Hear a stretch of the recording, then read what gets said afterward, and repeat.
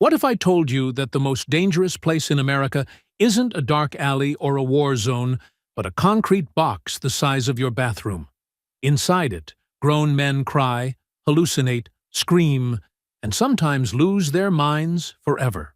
Joe Rogan sat down with Shaka Senghor, a man who lived 19 years in prison, including nearly 7 years in solitary confinement, to reveal the hidden reality of life behind bars.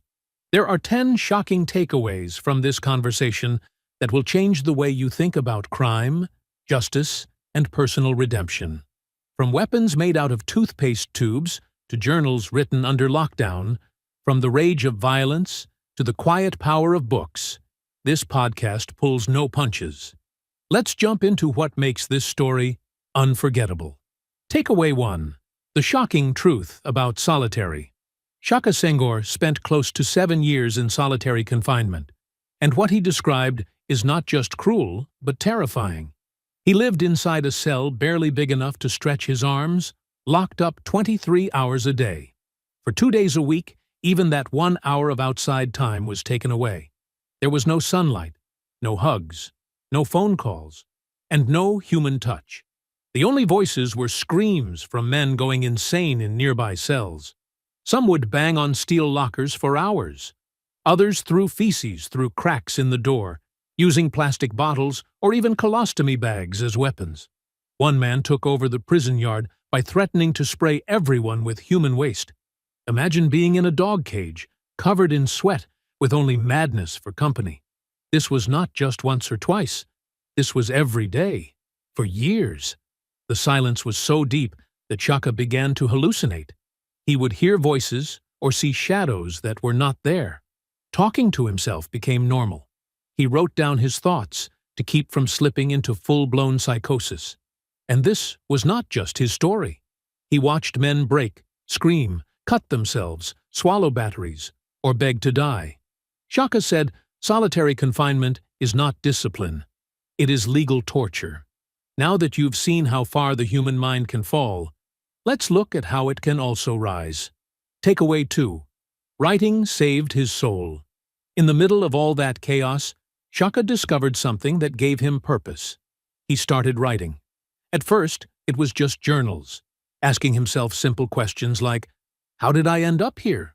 But over time, those journals turned into full books. He set himself a challenge.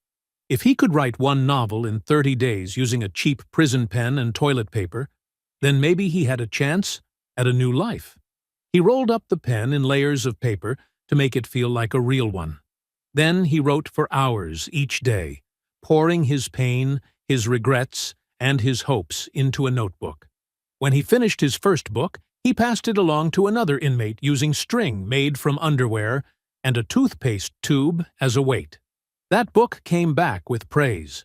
Another prisoner called it the best thing he had ever read. Shaka did not just find a talent. He found a reason to live. He went on to write more novels, and even published one from prison using money he saved from prison hustles. Writing helped him survive solitary, and more importantly, it helped him believe that redemption was possible. Once he found his voice, he had to protect his mind. That meant going back to something even more basic. Takeaway 3. Books became his therapy. Before prison, Shaka had never taken reading seriously. But inside those walls, books became more than just stories. They became his teachers, his counselors, and his escape.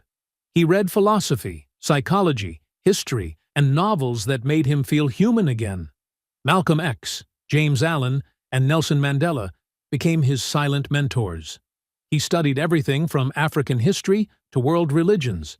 Every morning, he gave himself a mental schedule, just like students in college.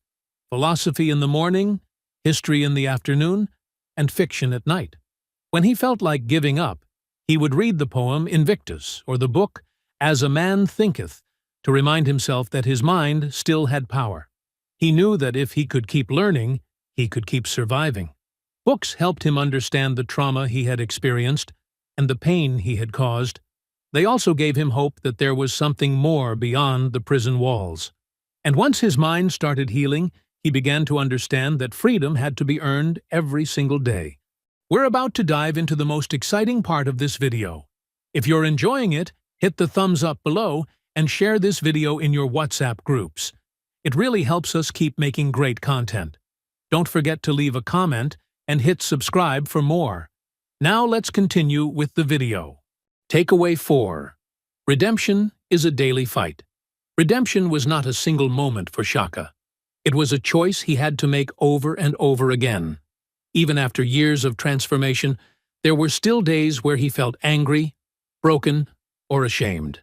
But he used those feelings as fuel. He wrote letters to his son. He mentored younger prisoners. He taught others how to read and write. He even gave books to inmates who had never read a full chapter before. Every small act was a way of saying, "I am not who I used to be." Society did not make it easy. The system is built to remind you of your worst mistake. But Shaka chose to define himself by what he did after that mistake. He says redemption is not about being perfect. It is about trying to do better, one day at a time. To understand what he had to overcome, we now need to go back to where it all started. Takeaway 5. A violent life began early. Shaka grew up in Detroit in what looked like a decent family. His father was in the Air Force and worked for the state. But behind closed doors, things were violent. At 14, his mother kicked him out, and he found himself on the streets. The first time he got robbed, he had a gun pointed at his head. He was just a scared kid trying to survive. Soon he was selling drugs, carrying weapons, and witnessing murders. When he got shot at 17, his body filled with pain, but his mind filled with rage. He decided he would never let anyone hurt him again. So he started carrying a gun everywhere. Even while using the bathroom or sleeping, the gun was always near him. That fear turned into paranoia. That paranoia turned into tragedy. At 19, during a drug deal gone wrong, he pulled the trigger and ended a man's life. That one act would define the next 19 years of his life. Takeaway 6. Prison hardened him first. Before Shaka transformed, prison made him worse. The moment he walked into the county jail, it was war. He saw fights daily. Inmates fought over food, over pride, or just to show they were not weak. At one point, he even tried to escape from jail by tying sheets together and bending metal bars. It failed, and he got more time. Later, in prison, he got into fights with other inmates and even guards. He once slapped a man with a tray of mashed potatoes and gravy because he felt disrespected in the food line. Another time, he seriously injured a guard who had pushed him, which led to a longer sentence in solitary. Shaka was not proud of this, but it shows how the system often pushes people deeper into violence. Instead of helping them heal, prison often turns pain into more pain. But beneath all that anger, he started asking deeper questions about the choices he had made. Takeaway 7. Crime had many layers. Shaka did not excuse what he did, but he wanted to understand it. Why did a smart kid who once dreamed of being a doctor end up killing someone?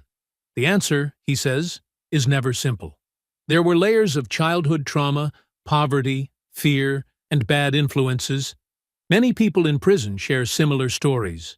No dads at home, no emotional support, just survival. That does not make it okay, but it helps explain how violence becomes normal. Shaka realized he had been telling himself a false story for years. He thought he was just reacting to situations, but deep down, he had allowed his pain to control his decisions. Understanding that helped him take responsibility for his actions. And taking responsibility was the first step to freedom. Once he began to take full control of his story, he decided to share what he had learned. Takeaway 8. His book shows the way. Shaka wrote a new book called How to Be Free, to help others escape the mental prisons in their lives. This book is not just for people behind bars. It is for anyone who feels trapped by fear, anger, guilt, or regret. In it, he shares simple steps that worked for him, like writing down your thoughts every day, like asking honest questions about your past, like choosing one goal and committing to it no matter what. He explains how to build discipline even in chaos. His message is that freedom starts in the mind. You do not need perfect conditions. You just need the will to change. His book became a guide for other prisoners. Some even started writing their own stories because of it. But while he was helping others, the system tried to crush him again. We're about to hit the final takeaways from this video. If you're enjoying it, hit the thumbs up below and share this video in your WhatsApp groups. It really helps us keep making great content. Don't forget to leave a comment and hit subscribe for more. Now, let's continue with the video. Takeaway 9. Prison system is broken. When Shaka published his first book from prison, the state sued him. They demanded 90% of his book profits to cover the cost of his incarceration. That cost totaled nearly $1 million. They assumed he had gotten a big book deal. But he had self-published using money saved from selling snacks and small items inside prison. The lawsuit was a slap in the face. He had turned his life around, created something positive, and they wanted to punish him for it. He fought the lawsuit and won by backdating a contract that limited his income. But the whole experience showed how broken the system is. Instead of supporting people who grow and change, the system often tries to keep them down. Shaka says that if we do not allow people to rebuild their lives, we are forcing them to fail again. And despite everything, he walked out of prison with hope in his heart. Takeaway 10. Prisoners lose their minds here. In his final months in solitary, Shaka saw men who had been locked away for 10 or even 20 years. One of them had not touched grass in a decade. Another had made a full life in his imagination, talking to people who were not real. Shaka knew that could have been him. He had written a letter to his father saying he might never get out. His dad wrote back, saying he would never leave his side. That letter kept him going. When he was finally released, he walked out of solitary like George Jefferson, head held high, ready to move on up. He knew he would never go back. He had fought for himself and won. Shaka Senghor's story is not just about crime or punishment. It is about what happens when a human being is thrown into the darkest place imaginable and still finds a way to grow. He did not just survive solitary. He came out of it with a mission to help others break free from their own invisible cages. If you ever feel stuck, broken, or hopeless, remember that change does not start with perfect circumstances. It starts with a decision. So here is a question for you. What small step can you take today to start rewriting your own story? Thank you for watching. If you'd like to support this channel, hit the thanks button below. It really helps us keep going. If you enjoyed this summary, please leave a like and share it in your WhatsApp groups. To join discussion about this video, drop a comment below. And for more videos like this, hit the subscribe button below.